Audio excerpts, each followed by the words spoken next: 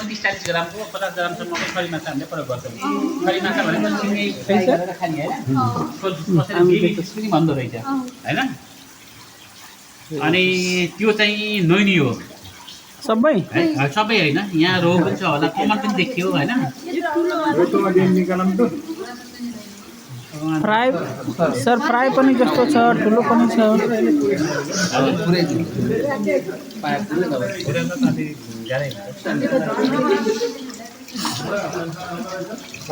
Advance figure ही चली आ रही है।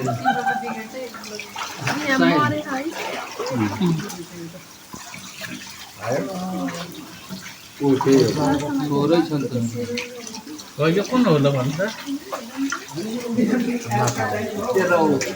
यसको यो माथिको अलि माथि आएछ नि, यो चुच्चो अलि होइन, यो चुच्चो।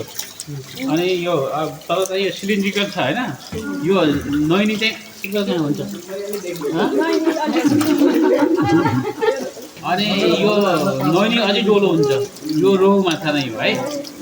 यो अलि पातलो हुन्छ, तर चाहिँ यो ओठ यति माथि हुन्न, मिलेको हुन्छ, बराबर बस्छ। माथि त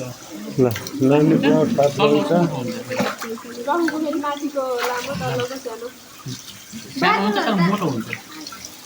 भागी से आयो होला 12 बजे एकदमै सिमसिम सिउलो हुन्छ। अलि तगडा हुनेले हेर्नु त। यिनै भुराएको सर लगेर अर्को पोखरी यहाँ राख्ने। यो साइजको राख्न सक्यो भने एकदम बेस्ट हुन्छ। कुन साइजको राख्दा हुन्छ सर? देखाउनु त कुन कुन जातको छ। बिके हेर्नुहोस् है, बिके जस्तो टाउको ठुलो हुन्छ होइन, तर यहाँ बिचमा कालो कालो टिकटिक आयो नि यस्तो हुन्छ। सिल्भरमा सबै सेतो हुन्छ। अनि यो धार मैले भन्दा सिल्भर हो, सिल्भरको यहाँसम्म हुन्छ। नैनी हो, यो नैनी हो। यो एकछिन तल सिल्भरको धार यहाँसम्म हुन्छ। बिकेको यो यो उसम्म मात्रै आएर सकिन्छ धार। यो यो किल बुझ्नुभयो नि। टाउको हेर्नुहोस् ठुलो, आधी जति टाउको छ। ठुलो टाउको नामै चिन्नुभयो नि। यो कालो कालो हुन्छ, पुरा सेतो हुन्छ, यस्तै चाँदी जस्तो यस्तो है।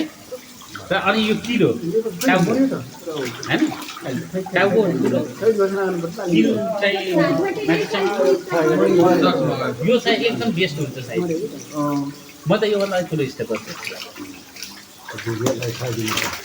नैनी हेर्नुभयो? नैनी हेर्नु सर। अलिक सानो माछा, यो ठुलो यत्रो नदेख्नु, सानो नैनी देख्नु त होइन।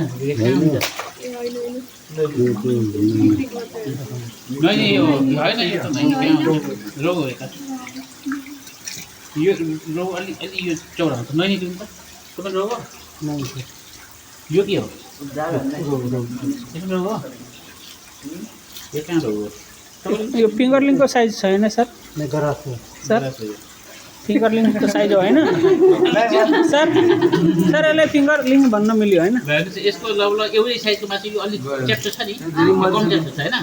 ग्रासको यसको चाहिँ ऊ हुन्छ हरियो हुन्छ होइन। यसको मुख हेर्नु अगाडि लामो छ, यसको बराबर छ नि होइन, त्यस्तो हुन्छ।